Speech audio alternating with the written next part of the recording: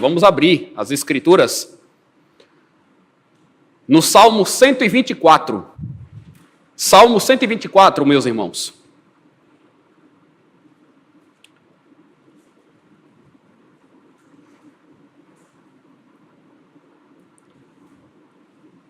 Vamos ler a partir do verso 1.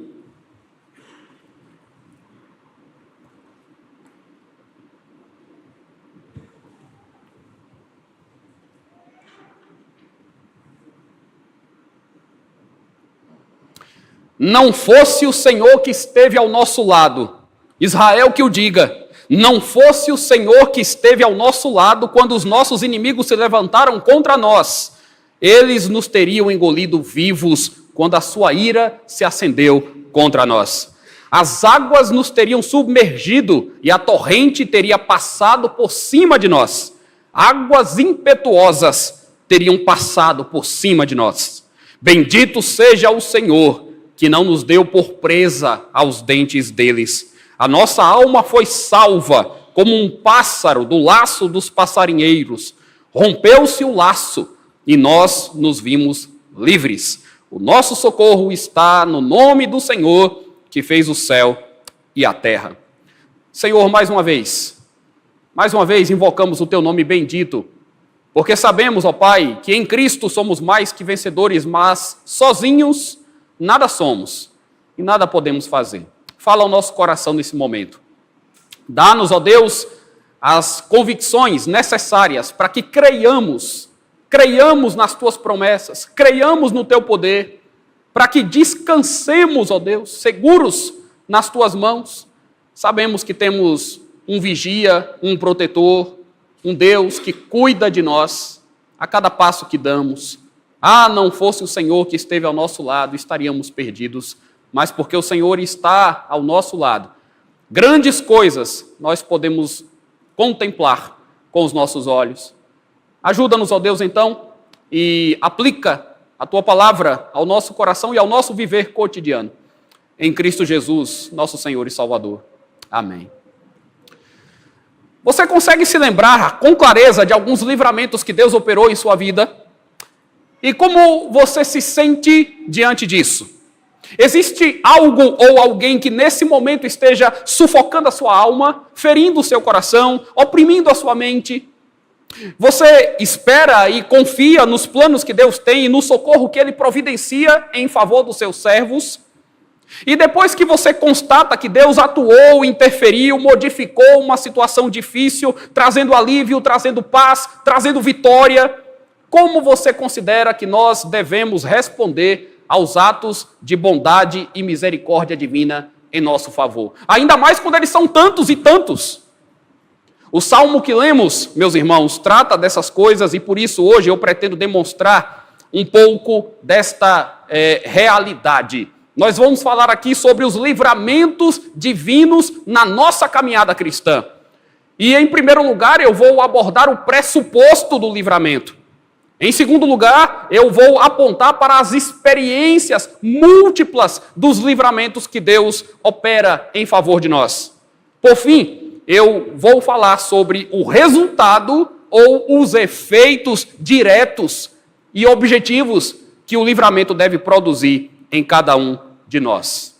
Nós partimos então do pressuposto, em primeiro lugar, de que Deus nos livra. Esse é o pressuposto fundamental, Deus nos livra. Porque a história da redenção está repleta de exemplos de como o Senhor é ativo, de como o Senhor é benevolente e como Ele põe em liberdade e preserva o seu povo diante do perigo inevitável, diante das ameaças inimigas, diante da perseguição indiscriminada, diante das circunstâncias difíceis, diante da opressão dos poderosos, diante da aflição do sofrimento, diante das investidas malignas. O fato incontestável, irmãos, é que o Senhor nos livra. Ele livrou Noé em meio ao dilúvio. Ele livrou Ló em meio à destruição de Sodoma. Ele livrou Elias das mãos de Acabe. Ele livrou Israel e a sua igreja tantas e tantas vezes. E ele faz isso até hoje. Até hoje. O que seria de nós se Deus não nos livrasse? Essa é basicamente a reflexão profunda lançada em todo o Salmo, mas que tem o seu pontapé inicial aqui nos primeiros 2 versículos, onde ele escreve: não fosse o Senhor que esteve ao nosso lado. Israel que o diga, não fosse o Senhor que esteve ao nosso lado. Você consegue imaginar? Você consegue imaginar como seria a sua vida se Deus não estivesse ao seu lado? Como teria sido escrita a sua história se Deus não estivesse ao seu lado? Qual seria a sua história? Qual seria o seu destino? O tamanho da sua dor, a dimensão da sua miséria, o nível de degradação humana que você poderia atingir se Deus não estivesse ao seu lado? Como povo do pacto que somos, imaginem, irmãos, o quanto o mundo já poderia ter nos esmagado. O quanto estaríamos desiludidos e fracassados. O quanto já teríamos padecido nas mãos dos ímpios se Deus não estivesse ao nosso lado. Se Deus não estivesse ao lado da sua igreja, ela já teria sido extinta da face da terra. Porque o que jamais faltou em todos os séculos de história humana foram tentativas múltiplas para minar as forças do povo de Deus. Às vezes de forma mais agressiva, declarada e violenta, outras vezes de um modo mais sutil e ardiloso, os filhos de Deus sempre tiveram duras batalhas diante de si para sustentar a sua fé. Certamente você também poderia indicar algumas angústias com questões familiares, com prejuízos pessoais, com crises financeiras, com tentações carnais, com as imposições ideológicas do nosso tempo, com o luto que não passa, com as enfermidades, com altos e baixos da vida. E quando estamos, irmãos, em momentos de grande fragilidade, com inquietações, tristezas, os adversários parecem identificar uma brecha para tocar as nossas feridas. Eles se agigantam, eles crescem. Podem acreditar, meus irmãos, que nos momentos mais críticos, os ateus zombarão de nós, Satanás mentirá para nós como sempre fez, o mundo nos convidará de novo e de novo à apostasia, e a sensação que temos é que, por vezes, estamos cercados, acuados, prensados, e não vamos aguentar. É uma sensação que pode vir de vez em quando, que pode nos assolar por algum tempo, mas que não resiste quando o Senhor projeta a sua sombra protetora sobre nós, ou simplesmente quando nós nos recordamos dos feitos passados e presentes, não apenas em nossas vidas, mas na vida de muitos outros e de muitos crentes e irmãos. E então nós recobramos o ânimo. E podemos dizer, não há nada que não faça sentido, não há nada perdido, não há nada impossível, e não há nada que nós não possamos suportar se Deus estiver ao nosso lado. Como diria o grande reformador John Knox, um homem com Deus estará sempre em maioria. Ainda que seja um único homem. Davi é o autor desse salmo. E Davi foi um homem de vida atribulada. Davi sabia o que estava falando quando compôs esse texto. Porque, meus irmãos, se Deus não estivesse ao lado de Davi, quando ele era menino nas terras do seu pai e lidava com os animais ferozes que não conseguiam abocanhar as suas ovelhas, ele mesmo diz, eu matei um urso e um leão. Se Deus não estivesse ao lado de Davi, quando ele ainda era muito jovem e sem nenhum treinamento, vai ao campo de guerra enfrentar o gigante Golias. Imaginem se Deus não estivesse ao lado de Davi quando Saul o perseguia com o seu exército, ou quando Absalão comandou uma poderosa revolta que quase custou a vida do salmista. O livro de 2 Samuel 8 descreve algumas das maiores vitórias militares de Davi contra os filisteus, contra os moabitas, contra os sírios, contra os amalequitas, contra os edomitas, mas o registro histórico sentencia no verso 6 e no verso 14, e o Senhor dava vitórias a Davi por onde quer que ia. Então, qual era a razão fundamental das vitórias inúmeras de Davi? Não era a sua habilidade, nem o seu saber, nem as suas técnicas, mas o Senhor dava vitórias a Davi. Isso significa que aquele conjunto de sucesso, de êxito, tinha uma explicação maior do que aquilo que se podia ver. Deus estava ao lado de Davi e Deus estava ao lado do seu povo. Meus irmãos, a explicação fundamental para tudo de bom e positivo que nos acontece está naquilo que nós não podemos ver, mas sabemos que é verdadeiro. O Senhor está ao nosso lado.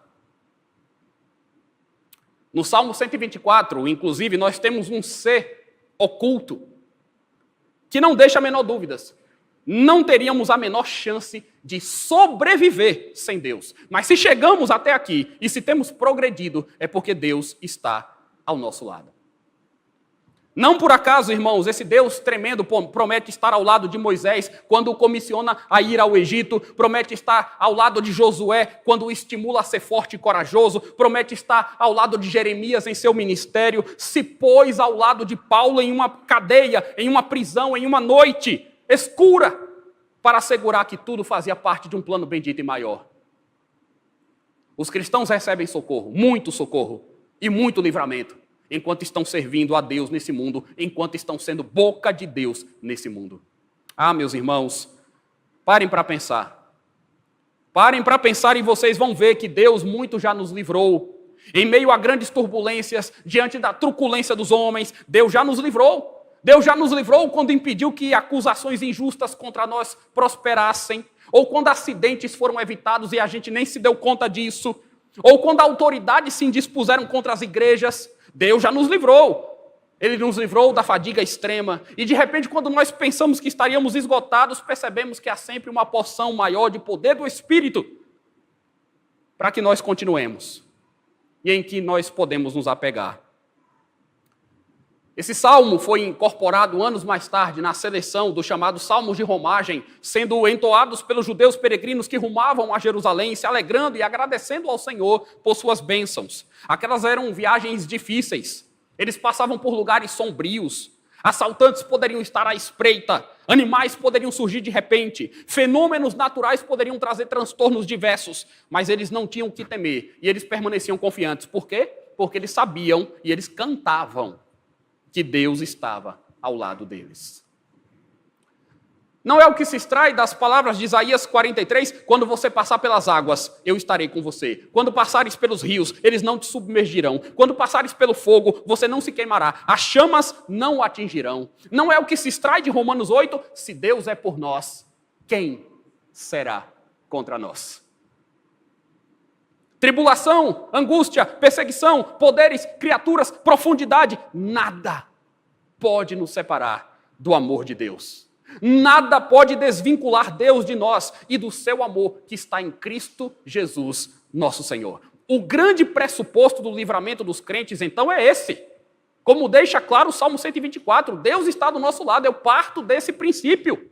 E é por isso que nós não desanimamos, é por isso que nós perseveramos, é por isso que nós superamos o cansaço, é por isso que nós nos mantemos contentes e vamos desbravando essa mata fechada, atravessando esse deserto escaldante, escalando esses montes pedregosos, com o clima hostil e árido que o mundo nos oferece, até chegarmos à nossa Jerusalém celestial. Meus irmãos, a garantia que nós temos é de que a providência de Deus nos pequenos detalhes e a presença de Deus em todo o tempo nos protege em nossa caminhada como peregrinos. Nunca duvide disso. Pelo contrário, parta sempre desse ideal. O Senhor nos livrou, o Senhor nos livra, o Senhor nos livrará. Isso é um fato.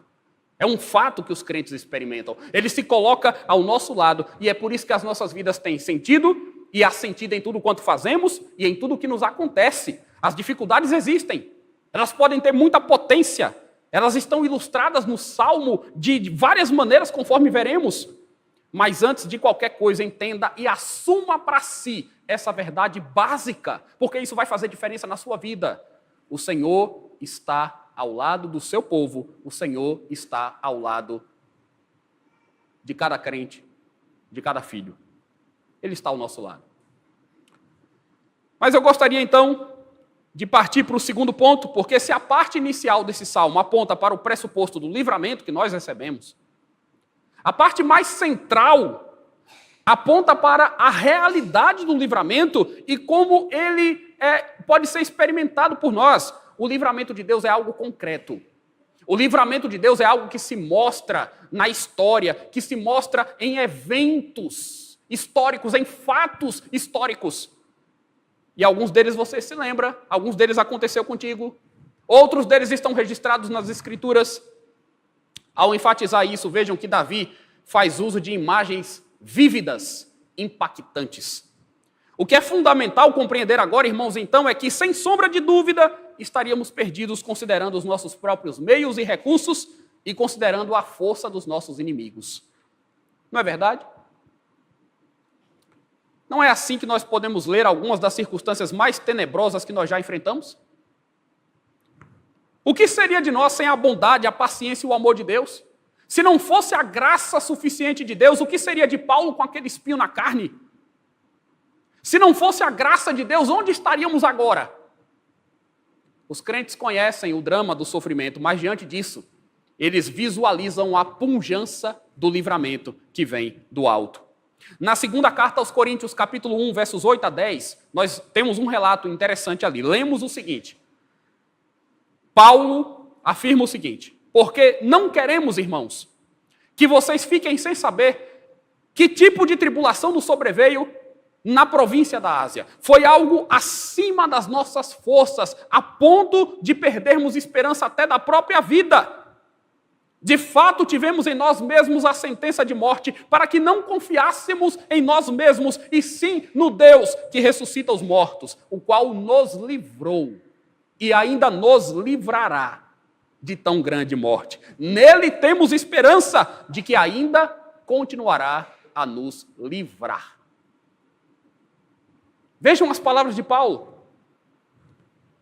Eu tenho esperança de que Deus me livrará.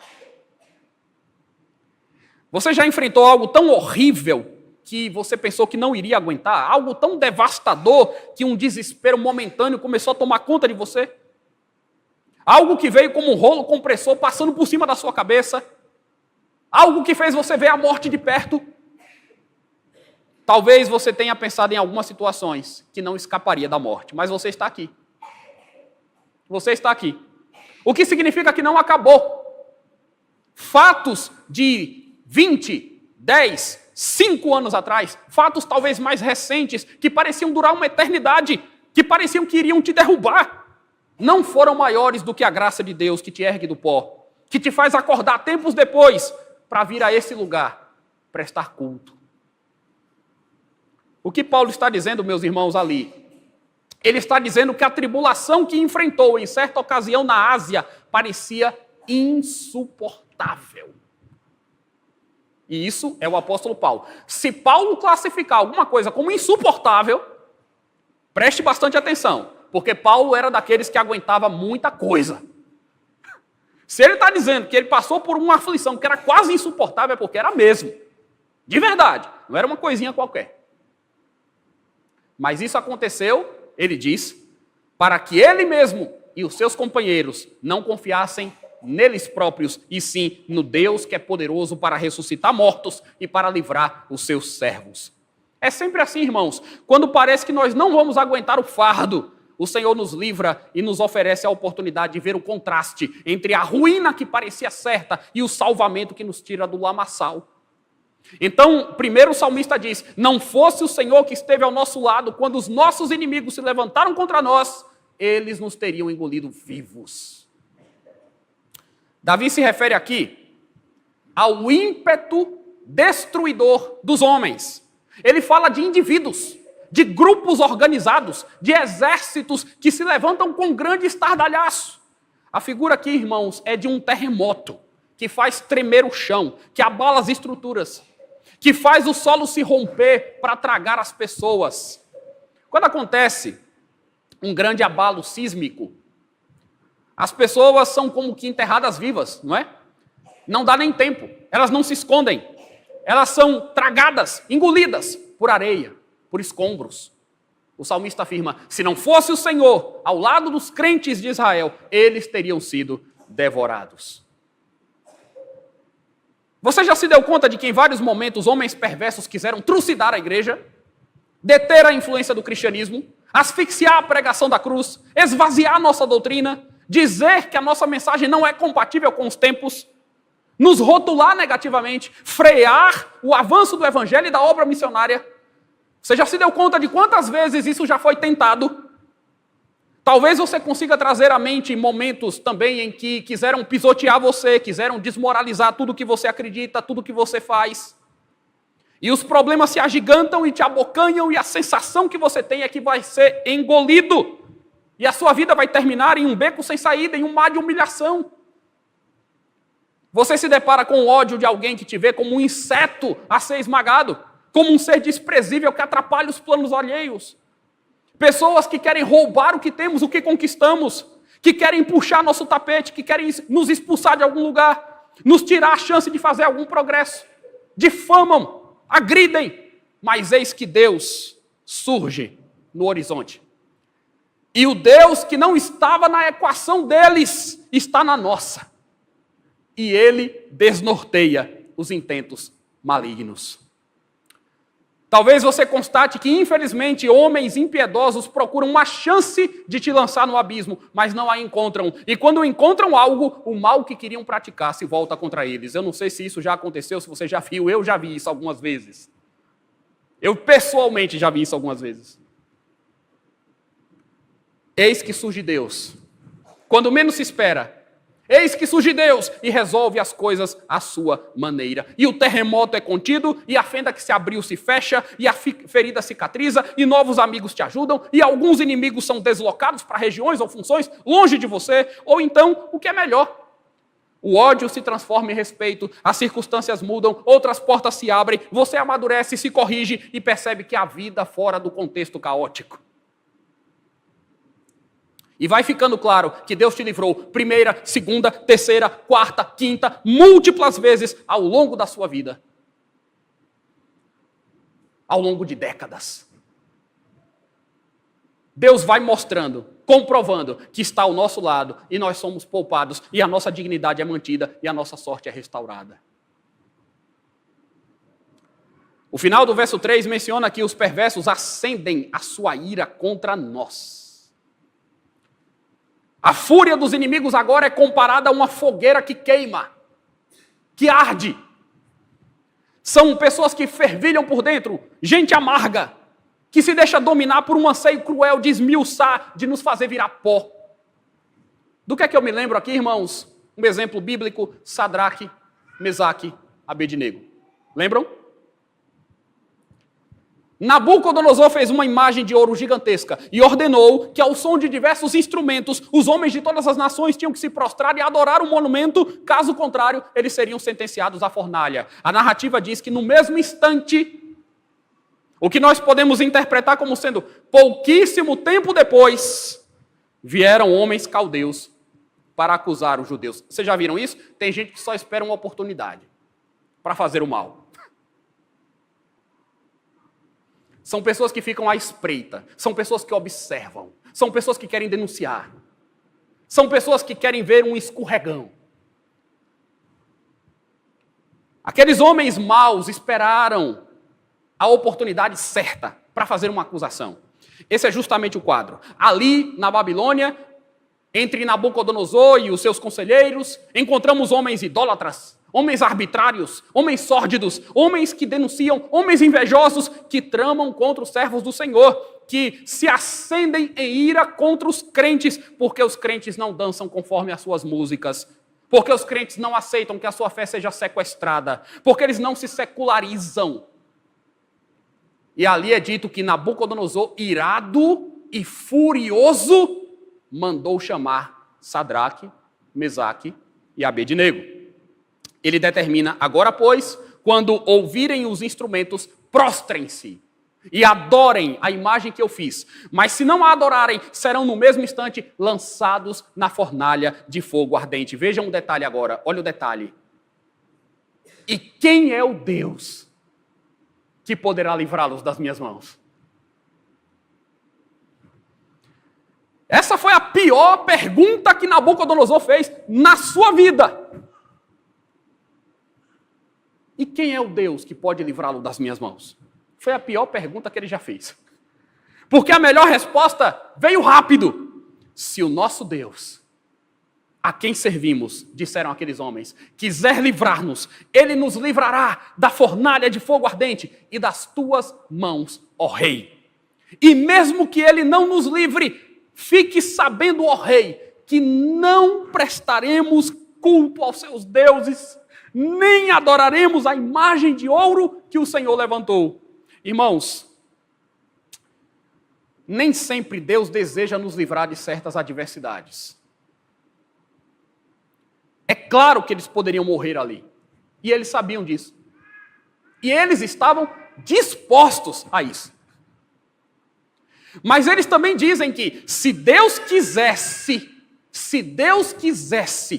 ele os livraria do fogo e da fúria do rei. Deixa eu ressaltar isso aqui para você que hoje precisa de um livramento grandioso, para você que está clamando por um livramento de Deus. Pode ser que Deus não queira exatamente te livrar de tudo. Mas o meu ponto agora é, se Ele quiser, Ele te livra de qualquer coisa. Os homens continuam perguntando quem é o Deus que pode nos livrar, e nós sabemos muito bem qual é a resposta. Nós sabemos. O relato segue, então Nabucodonosor se encheu de fúria e o aspecto do seu rosto se alterou em relação a Sadraque, Mesaque e Abednego. Ordenou que se esquentasse a fornalha 7 vezes mais do que de costume. Os 3 amigos são amarrados. Olha que cena. Eles são atados e lançados no fogo. Os homens que os empurram ali morrem por causa da intensidade do fogo. De repente, o rei e os seus conselheiros enxergam dentro da fornalha não 3, mas 4 pessoas. E o aspecto do quarto é diferente. Qual é a explicação para isso? A explicação é, não fosse o Senhor que esteve ao lado. O quarto homem da fornalha era Deus. Jesus Cristo estava literalmente ao lado deles. O rei se irou e o rei os teria engolido vivos. A chama se acendeu e eles seriam carbonizados, mas eles não morreram. Eles estão vivos, passeando pelas chamas. Seus cabelos não foram chamuscados, seus mantos não se mudaram, nem cheiro de fogo se entranhou neles. E o texto dá esse detalhe, que é impressionante. Nem cheiro de fogo eles tinham. No final, Nabucodonosor baixa um decreto, pelo qual todo povo, nação e língua, que disser blasfêmia contra o Deus de Sadraque, Mesaque e Abednego seja despedaçado e as suas casas sejam reduzidas a ruínas, porque isso é Nabucodonosor dizendo, não há outro Deus que possa livrar como este. Até um ímpio pode dizer isso, pode chegar a essa constatação. Não há Deus que pode livrar como esse. Você tem ideia de quem Deus é? Do que Ele pode fazer? Porque se os fanáticos da pós-modernidade pudessem, eles nos tornariam inválidos. Se Satanás pudesse, ele nos trituraria. E só não fazem isso porque Deus não permite. Um dia Jesus disse para Pedro, Simão, Simão, eis que Satanás pediu para te peneirar como trigo.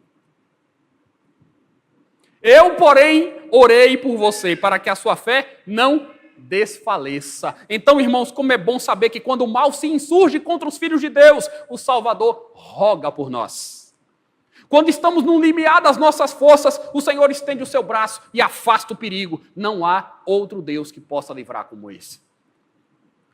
Os versos 4 e 5 dizem, as águas nos teriam submergido e a torrente teria passado por cima de nós. Águas impetuosas teriam passado por cima de nós. É impossível não lembrar do Êxodo.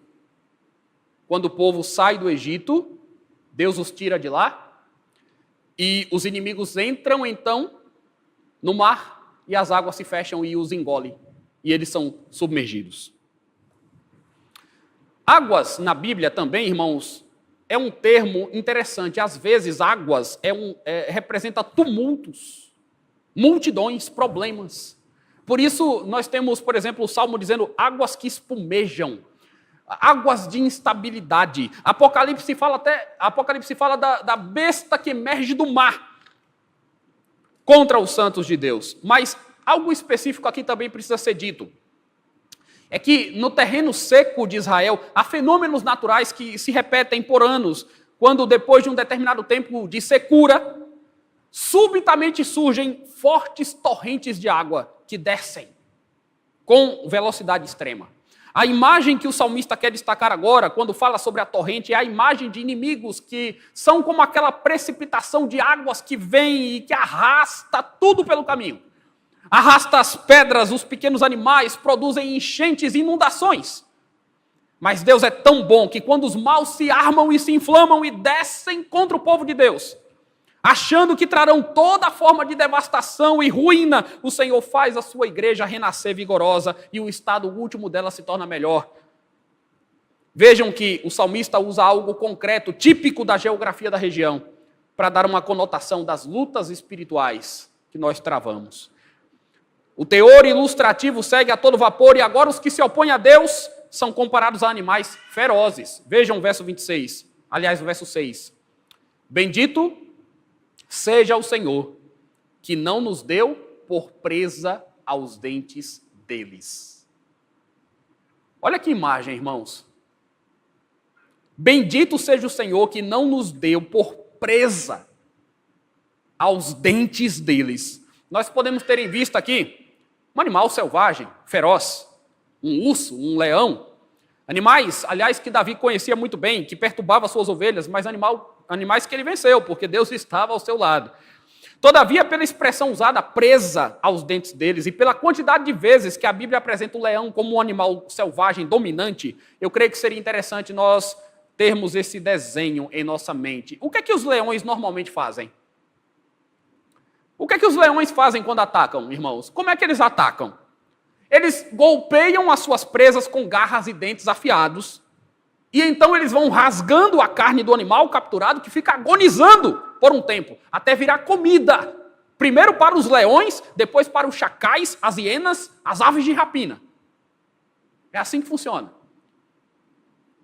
O indivíduo é estraçalhado, a presa é estraçalhada. Mas bendito seja o Senhor, diz o salmista, que não nos deu como presa aos dentes deles. Um dia Daniel encarou alguns leões famintos de muito perto, lembram? Seus algozes tinham o objetivo de destruí-lo. Queriam acusar Daniel de algo e não conseguiram. Sugeriram ao rei um decreto estúpido que puniria com a cova dos leões quem por 30 dias orasse a Deus. Daniel não deixou de fazer isso um dia sequer. Ele não ficou 30 dias sem orar. Na verdade, ele não ficou um dia sem orar a Deus. Foi denunciado. O rei, a contragosto, é verdade, mas o fez baixar a cova dizendo, o seu Deus, a quem você serve continuamente, que ele te livre. Pela manhã, lá se foi o rei, que não dormiu, que não comeu, verificar se Daniel estava vivo. E ele perguntou com voz triste, Daniel, servo do Deus vivo, será que o seu Deus, a quem você continuamente serve, conseguiu livrá-lo dos leões? E do fundo daquele calabouço piorado, daquela escuridão sem fim, o rei ouve a voz de Daniel, o meu Deus enviou o seu anjo e fechou a boca dos leões para que não me fizessem mal algum. O rei se alegrou, mandou que tirassem Daniel de lá, ordenou que os acusadores fossem lançados no mesmo lugar e com eles ocorreu algo bem diferente. Porque mal desceram a cova, os leões esmigalharam os seus ossos. Daniel esteve lá, mas o que seria de Daniel se o anjo de Deus não estivesse ao seu lado? E sabem qual é o pior leão de todos? O pior leão de todos está em 1 Pedro capítulo 5, 1 de Pedro capítulo 5, versículo 8. Sejam sóbrios e vigilantes. O inimigo de vocês, o diabo, anda em derredor como um leão que ruge, procurando alguém para devorar. Escrevendo a Timóteo, no final da sua vida, Paulo faz um relato impressionante, seguido de uma confissão de fé, que culmina em um louvor. Ele diz assim: na minha primeira defesa, todos me abandonaram, mas o Senhor esteve ao meu lado e me revestiu de forças, para que através de mim a pregação fosse plenamente cumprida e todos os gentios a ouvissem, e fui libertado da boca do leão. O Senhor me livrará também de toda obra maligna e me levará a salvo para o seu reino celestial. A Ele glória para todos sempre. No contexto da expulsão de um demônio, Jesus disse que quando o valente, bem armado, guarda a sua própria casa, todos os seus bens ficam em segurança. Mas se aparece alguém mais valente do que ele, vence-o, tira-lhe a armadura em que confiava e reparte os seus despojos. O leão que deseja nos devorar vira um gatinho perto do leão da tribo de Judá. Tem um leão maior ao nosso lado. Essa é a razão da nossa vitória, a vitória da nossa vida. Tem um leão maior ao nosso lado. O que seria de nós se ele não estivesse ao nosso lado? Mas ele está. Jesus morreu na cruz. E ali ele venceu tudo. A serpente teve a sua cabeça esmagada. O pecado perdeu o seu domínio sobre nós. A maldição que pairava sobre nós evaporou. A corrente da escravidão foi quebrada, a ira de Deus foi desviada. Nenhuma condenação existe para aqueles que estão em Cristo Jesus. Se não fosse Jesus, os principados e potestades venceriam, as forças espirituais do mal nos abateriam, a morte nos engoliria. Os nossos ossos seriam esmigalhados no inferno. Mas porque Jesus nos salvou, os dardos inflamados do maligno são apagados. A coroa de espinhos colocadas na sua cabeça é a garantia de que as águas impetuosas não vão mais passar sobre a nossa cabeça. Inimigo nenhum nesse mundo nos fará cair. As enfermidades não têm a palavra final. O túmulo vazio de Cristo é a nossa esperança de que os nossos túmulos também ficarão vazios. Tragada foi a morte pela vitória. Como diz o nosso texto, a nossa alma foi salva. Verso 7, a nossa alma foi salva. Como um pássaro do laço dos passarinheiros, rompeu-se o laço e nós nos vimos livres. A referência agora também é ao fato de que Deus nos livra das armadilhas desse mundo, irmãos. Às vezes nós somos como que enlaçados. Nos deixamos ludibriar, nos distraímos, nos desconcentramos, caímos em ciladas, em emboscadas. Os homens com astúcia e falsidade tentam confundir os eleitos, fazê-los tropeçar. De repente, tal como um pássaro, numa arapuca, num alçapão, numa gaiola, nós somos pegos e ficamos agitados, nos debatendo, desesperados. Duas coisas se podem dizer sobre as armadilhas. Primeiro, as armadilhas são feitas de coisas que nos agradam. Por que nós caímos em armadilhas? Porque elas são feitas de coisas que nos agradam, que nos atraem e que parecem ser, de algum modo, vantajosas para nós. Insetos, roedores, pássaros, peixes, até animais de grande porte são apanhados assim. Porque na ponta de um anzol, na armação de uma ratoeira, misturada a um veneno, há uma visão agradável, há uma textura boa, há um cheiro bom. As pessoas põem um pouco de comida, um tipo de doce, de carne, os animais são seduzidos por isso e se dão muito mal. Lembram da famosa história do cavalo de Troia? Aquela em que os gregos fingem se render aos troianos e os presenteiam com um imenso cavalo de madeira oco. Os troianos então levam um cavalo para dentro dos seus muros, sem suspeitar que os inimigos estão ali dentro, armados e prontos para atacar tão logo anoiteça. Lembram da história?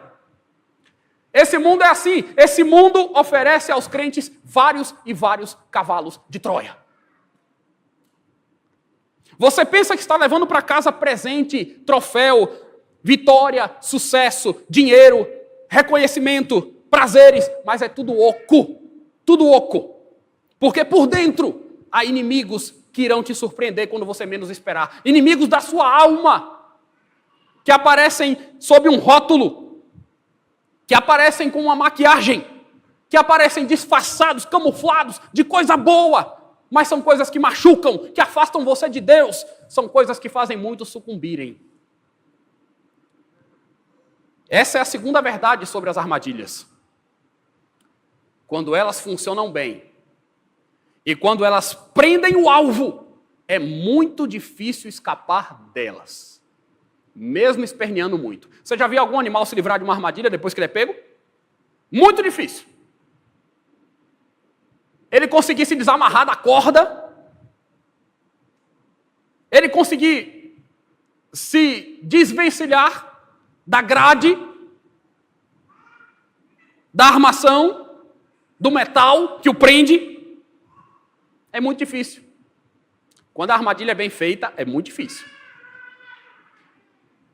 Mas o que nós não conseguimos fazer, Deus faz.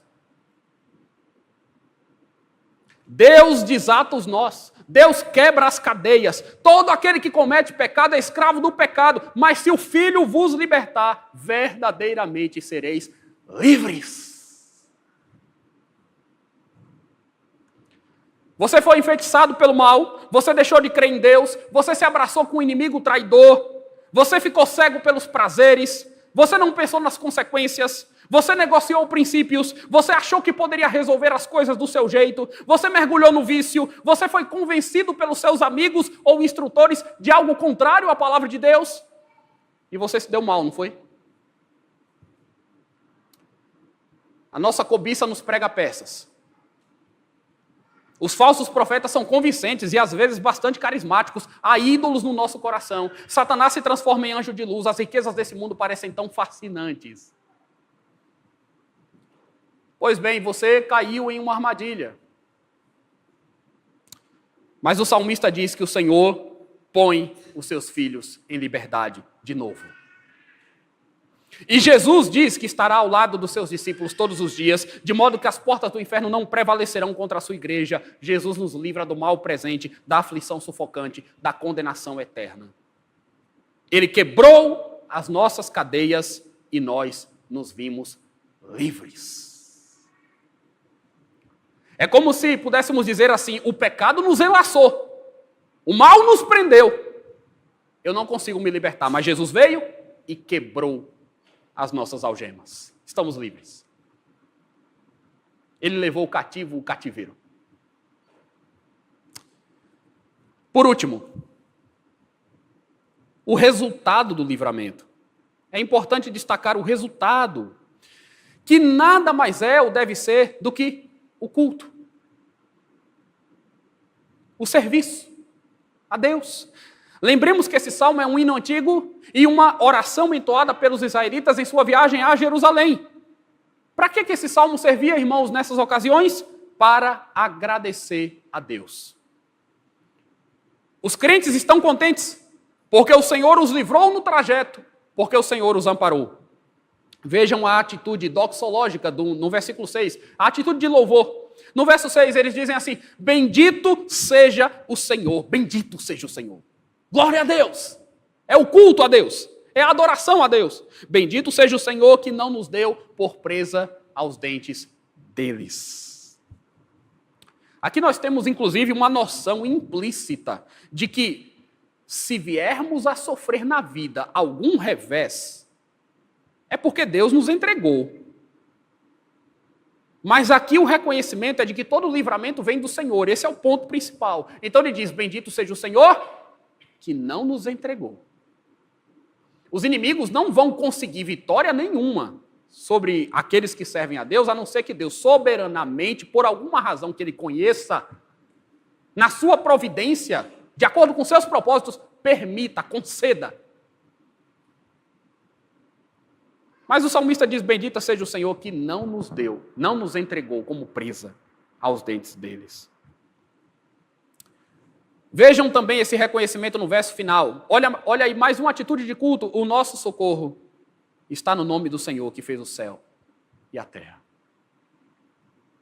O verso 7 já havia declarado que o Senhor salvou a nossa alma. Agora o verso 8 declara que Ele fez o céu e a terra. Portanto, o Senhor, Deus, nos criou, o Senhor nos salvou, o Senhor nos ajudou. E Ele fez tudo isso para o seu louvor. Tudo existe, tudo acontece. Cada livramento que a gente recebe na vida é para a glória de Deus. É para que nós possamos dar esse testemunho para os nossos irmãos e para os incrédulos desse mundo. Bendito seja o Senhor. É para que venhamos a dizer isso. O livramento de Deus é tão grandioso que justifica todo o culto que nós prestarmos a Ele. Vejam que esse é um salmo que se expressa em termos, inclusive, comunitários. O povo está reunido e fala em conjunto. O Senhor está ao nosso lado. Os inimigos se levantaram contra nós. Está em jogo a nossa alma. O nosso socorro vem de Deus. É o povo reunido, é o povo cantando. Há uma só voz. A atitude é de adoração e por isso o santo nome do Senhor é ressaltado na conclusão. Eu fui livrado de um jeito, você foi livrado de outro jeito, mas todos nós fomos tremendamente livrados por Deus. Você é grato ao Senhor por todos os livramentos que Ele proporcionou a você? Você é capaz de dizer: bendito seja o Senhor porque eu estava derrotado e Ele me fez triunfar? Bendito seja o nome do Senhor porque nós somos frágeis e totalmente incapazes de nos defender dos adversários mais inescrupulosos, mas a luz de Deus prevalece nas trevas do mal? Bendito seja o nome do Senhor, porque estávamos alienados dele, mas hoje fazemos parte da sua família. Bendito seja o Senhor, porque nós éramos infelizes, miseráveis, pobres, cegos e nus, e Deus nos trouxe alegria, honra, novas vestes e riquezas celestiais. Eu vivia em mentiras, Ele me fez enxergar a verdade. Amigos disseram que eu estava morto e me viraram as costas. Satanás disse que eu estava morto e me acusou. Pessoas terríveis disseram que eu era um homem morto e eu desanimei. Eu mesmo disse que estava morto. Mas o Senhor viu o meu estado, ouviu a minha voz, me revestiu de forças e me livrou de todo esse mal. A IPSA está perto de completar mais um ano de organização, não é? Mês que vem, mais um ano de organização, que Deus certamente vai conceder a essa igreja. Que bênção maravilhosa, irmãos. Quantos anos de história? E se não fosse o Senhor que esteve ao nosso lado? Igreja de Santo Amaro que o diga. Se não fosse o Senhor que esteve ao nosso lado, o que seria de nós? Bendito seja Deus que nos criou, que nos salvou, que nos socorre. Bendito seja o Deus que nos livra, que nos preserva. Que esse mesmo Deus nos abençoe, hoje e sempre. Vamos orar? Senhor Deus, bendita é a Tua palavra, bendito é o Teu nome em toda a terra. Quando nós pensamos nestas coisas, ó Deus, que acabamos de expor aqui, nos vemos tão pequenos, somos tão frágeis, Senhor. Estaríamos tão perdidos e tão distantes e tão desnorteados. Não fosse o Senhor ao nosso lado, nós nem sabemos os rumos que as nossas vidas teriam. Mas quando temos o Senhor ao nosso lado, o nosso rumo é certo, nós estamos caminhando para a nossa Jerusalém. E fazemos isso de uma forma destemida, somos encorajados por Ti mesmo, pelo Teu Santo Espírito, porque sabemos que o Senhor há de levar ao fim, até o fim, os Seus grandes propósitos, os seus grandes planos. Sabemos que inimigo nenhum irá nos deter. Nós não precisamos nos desesperar com coisa alguma. O Senhor tem estado conosco. E com o Senhor ao nosso lado, nós somos inabaláveis. Não porque nós olhamos para nós e nos encantamos com os nossos recursos, mas, pelo contrário, olhamos para Cristo e vemos o leão que venceu. Vemos aquele que vive e reina para todo sempre. Olhamos para os nossos pecados, mas cremos que eles foram perdoados na tua misericórdia e a tua graça nos sustenta. Esteja conosco, ó Deus, e traz à nossa memória todos os dias essa lembrança, para que não desmaiemos, para que não desistamos, para que não venhamos a nos sentir enfraquecidos. O Senhor está ao nosso lado. Que nos poderá fazer o homem? O Senhor está ao nosso lado, o mundo pode se abalar. Nós permaneceremos firmes, confiantes. Em Cristo Jesus, nós já temos a vitória. Todos os nossos inimigos foram derrotados. Definitivamente derrotados. Eternamente derrotados. Glória ao Senhor. Que possamos dizer muitas e muitas vezes ao longo da nossa vida: bendito seja o Senhor que nos livra.